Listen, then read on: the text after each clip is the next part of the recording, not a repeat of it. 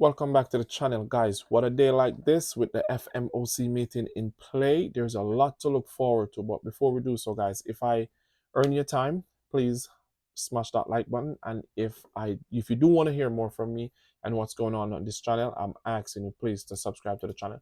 So let's get into it.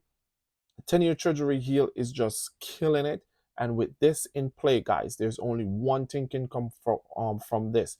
Is either the stock continues to go down, which is the market, or 10-year treasury yield continues to go down, but one doesn't work with the other. So therefore, with 10-year treasury yield above 4.06, guys, it's only saying one thing. With so much good news in the market, guys, and 10-year treasury yield continues to rise, it doesn't make sense. And with this in play, guys, the market is going to pay for this soon or later. Let me show you what do I mean when I say that.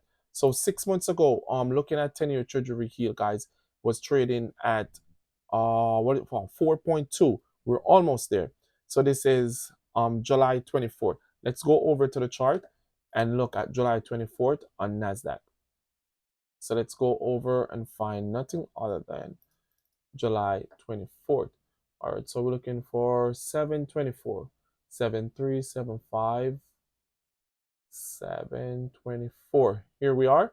So come right here. So this is 724. Here we go. There we go. So this was 724 where Nasdaq was trading once 10-year treasury yield was at this high. So if the market was trading here, guys, what happened? 10-year treasury yield was high and market took a dive down, recovered, pushed on up back with better news or earnings or inflation. Something came in better than expected. Market pushed on up, got rejected for Black Monday that happened a couple weeks ago. And from there, TQQ continued to rally, Nasdaq continued to rally. So with this previous high in place, guys, what is expected from this meeting that's going to happen in a couple minutes from now, which is we're waiting on Jerome Powell to speak. Market is up over 0.6%, leading Nasdaq to 121 points on the day, which is great. I love to see that, but I always encourage others before you decide to take a position in any stock whatsoever. Always do your due diligence, and with your due diligence, let it guide you based on what happened. If history have said it happened before, it will happen again. Chances are highly it will happen again. So RSI is on the upside, MACD is on the upside, which is good. We want to see this, but it doesn't make sense with 10-year treasury yield so high and Nasdaq continue to make high. So the high for the day for Nasdaq future was 20,448. When we go over, 10-year treasury yield is still up, guys. So something is going on that we don't know about. But what happened with Google? Google got a hit. So with that said, the market took it into perspective. The stock is down 3.51 points on the day and 2.14% on the day. Let's go over and break Google down to see if it's a buy, or later we want to come revisit the stock or give it time to make it way. So this morning stock sold off, pushed up, immediately recovery, and then look at this continue to get rejected on one day. So on 180 day, guys, is it forming support? We're not sure, because based on what to come next, we're going to know at 2:30. So if Google doesn't make sense for now, it sold off at 159, then gradually push on up. We're making some green candle right here.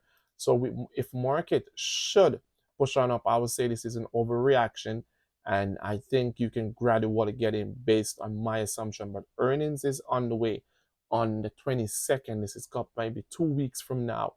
So you decide what is best for you, but know this before you enter into Google. They have an previous high of $168. So does it make sense? Can it continue to bleed down? Definitely yes, at 147. What's the margin of going back where it was and to gain a 5% comparing? So the downside risk outgoes the upside risk. So there's more risk on the downside than you can make profit. So you can lose more money rather than making profit on the stock. Let's go over to Nvidia. Nvidia was doing tremendously well again and again and again and again, guys. previous resistance become huge barrier for these stocks. So it's the same thing. Now, Nvidia got rejected at 134 pre-market, and again, the stock was trading here previously, came there and could not pass, got rejected, and now it's on its way back down. And again, when it comes back to 118, 116, it's definitely a buy on the upside based on what NASDAQ is doing, based on what report are in the market. So these are some of the stocks that I want to bring to your attention, what's going on with them, and how can we trade them based on what's really taking place. So feel free, guys. Again, at 2 o'clock, we will be hearing from Jerome Powell, what's going on with the market, and then we will act accordingly to news to the market. And tomorrow, don't forget that we're expecting more economic data tomorrow, which is initial claim, continuous claim. And this is crazy for tomorrow because we're getting CPI and PPI core.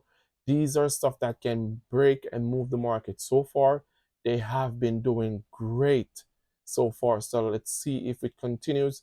But then again, we don't know what the future holds.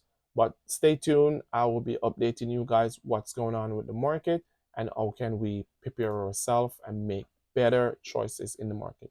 Until then, like and subscribe to the channel and stay tuned.